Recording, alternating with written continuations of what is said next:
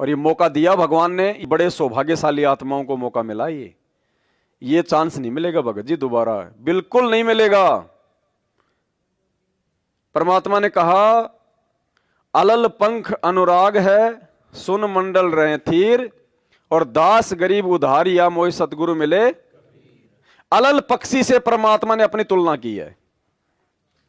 अलल पक्षी का बच्चा नीचे आता है अंडे के रूप में, बच्चा होता है, नीचे घूमता है, खेलता है, फिरता है, मतलब जवान हो जाता है। और जब उसका जाने का समय आता है तो वो क्या करता है?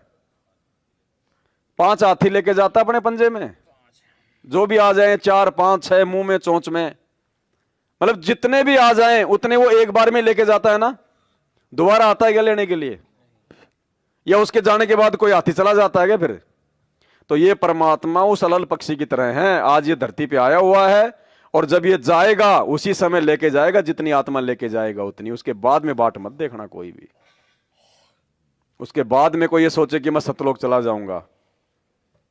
अरे भगवान साक्षात लेने आया है, उस समय तो हम जाने को तैयार नहीं, और जाने के बाद में उम्मीद लगा के बैठे हो कि मैं सतलोक चला जाऊंगा। पड़ोस के गांव में जा रहे हैं, अचानक से लाइट चली जाए तो गलियों का रास्ता तो नहीं पता हमें, कौन सा घर कहां है, और बात कर रहे हम सतलोक जाने की अकेले। स्पष्ट कर रखा है परमात्मा ने कि इस दास के रहते सहते यदि कोई पार हो गया तो हो गया, उसके बाद में सतलोक जाने की उम्मीद ना करना।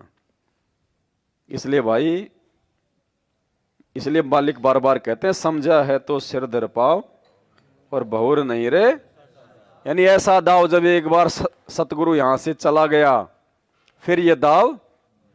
तो गुरु जी कहते हैं जब तुम मेरे रहते सहते ही तुम गलती करोगे तो मेरे जाने के बाद कहां से पार हो जाओगे?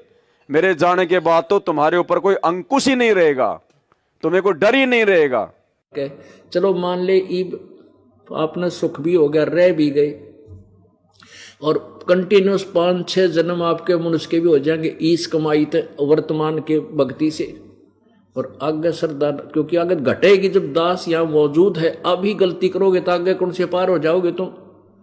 अब तो हर तरह से मर्यादा आपको समझाता हूं, ये बताता हूं ये गलती मत करो, तुम्हें फाउल पॉइंट बताता हूं कि ये गलत, ये पॉइंट फाउल है, तेरा नाम खंड हो गया।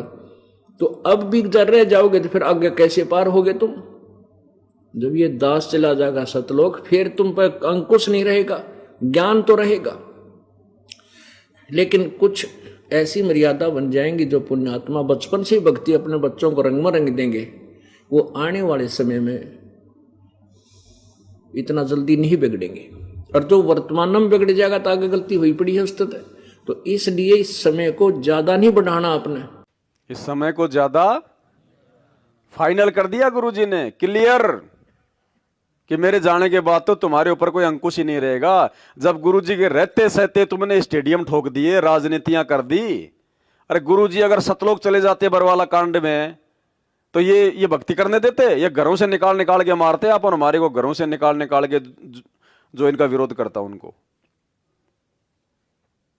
ये रिहर्सल तो देख रहा है परमात्मा जेल में बैठ के कि मेरे मार्ग को कौन आगे बढ़ाएगा, कौन है उस लायक। तो भाई और बहनों, आने वाले समय में अगर परमात्मा के चरणों में रहना है, वो आपकी मर्जी है, देख लेना। अन्यथा गुरुदेव के जेल से बाहर आने के बाद भाई 2 किलोमीटर दूर से दर्शन हो गए तो हो गए, नहीं तो टेलीविजन पे आशीर्वाद लो। वो समय आ जाएगा, इतने दुर्लभ हो जाएंगे परमात्मा के दर्शन। पूरी दुनिया माथा नवाएगी, पूरी दुनिया, क्योंकि वो ऐसा समय आएगा, उस समय अपनी जान की रक्षा के लिए गूंगा, लंगड़ा, अंधा, काना, बहरा, ज्ञानी, अज्ञानी, ये मुसीबत में तो आदमी गधे को भी अपना बाप बना लेता है, और ये तो है ही भगवान, इसको तो बनाने में उनको दिक्कत ही क्या होगी। 2 किलोमीटर दूर से दर्शन हो गए तो ठीक है, नहीं तो टेलीविजन पे दर्शन लो, जैसे आज ले रहे हो साधना टीवी पे।